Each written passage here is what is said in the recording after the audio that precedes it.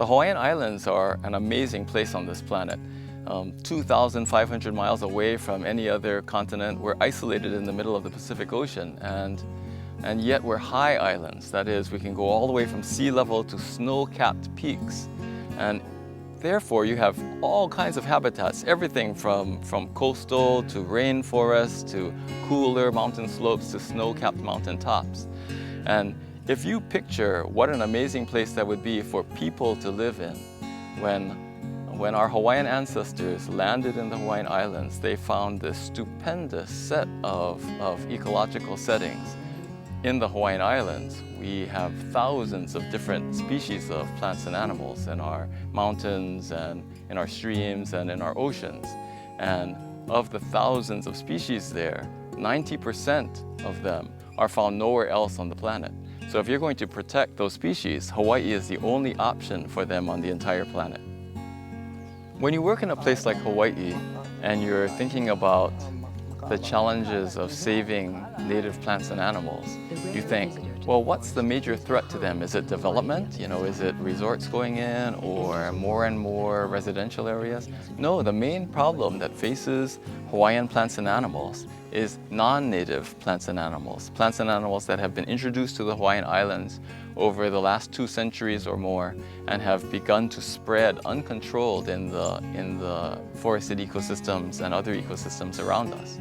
So in a place like this, you look around you and everything seems lush and green, but it's really instructive to know that the majority of the greenery that's around us is non-native plants, like this fiddlewood. This is a very fast-growing non-native plant, and it threatens to crowd out the native species. Of course, there are some native species, such as this uluhe fern, that are doing very well. They're rather common. They can persist even in disturbed areas, but there are many, many other species of Hawaiian plants that are becoming more and more rare. And unless we can keep their ecosystems from being completely overwhelmed by non-native plants and animals, these species are going to disappear. And it's going to be a much poorer world because we won't have those species with us. We won't even know, for example, whether or not a particular rare species might have an important medical use. We don't know what kinds of riches are disappearing in our Hawaiian ecosystems. And of course, many of these species also form the foundation of Hawaiian culture, so that someone can look at this uluhe fern and think, oh, that's a very interesting and pretty fern. And a Hawaiian will look at this fern and know that it can be used for thatching, that it can be used to make a hat, that this is the kino lau, that is the bodily form of the wife of Ku, Hina. And in fact, Hina on the Big Island, in the form of this fern, forms these huge, thick tangles. And if you're in the forest and you have bad intent, Hina is said to surround you in this form of this fern and you never leave the forest alive. So all of this rich foundation of practical uses as well as stories and traditions might be lost if uluhe fern were to succumb to invasions by non-native plants.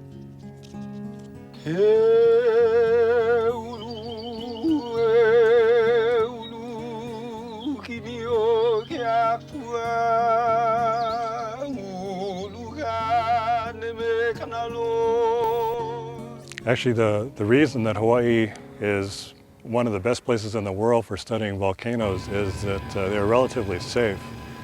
That was recognized over 100 years ago, and that's why the Hawaiian Volcano Observatory is here today. Kilauea and Mauna Loa actually erupt fairly frequently, so there's a lot of opportunity to study eruptions. And also they mostly erupt non-explosively, so they're relatively safe to study. There are a lot of other volcanoes around the world that erupt only explosively, and of course those are very hazardous, but they're also very dangerous to study, so you don't learn quite as much. But I think one of the reasons that belief in Pele has persisted amongst Hawaiians in particular is because when you're here, you feel the presence of something. It's a very special place. You see real unusual phenomena, almost supernatural phenomena in flowing lava and in watching eruptions happen.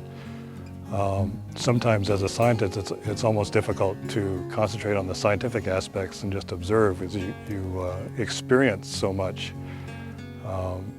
But I think that's one of the things that Hawaiian scientists can bring to science is maybe a little bit deeper understanding of some of the local phenomena.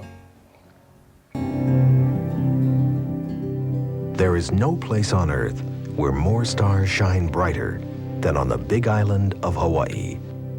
200 miles southeast of Honolulu, this island has the darkest night skies and the highest mountain peaks of any in the island chain.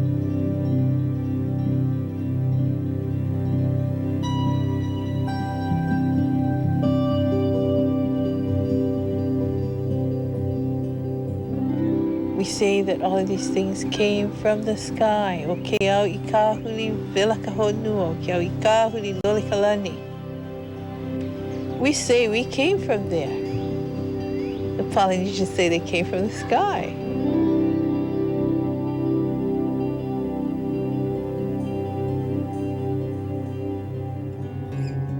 Mauna Kea rises 32,000 feet from its base at the ocean floor and is far above the world's next highest observatory, the Wyoming Infrared Observatory. Mauna Kea is now generally accepted as the best place known on Earth for optical, infrared, and submillimeter observations.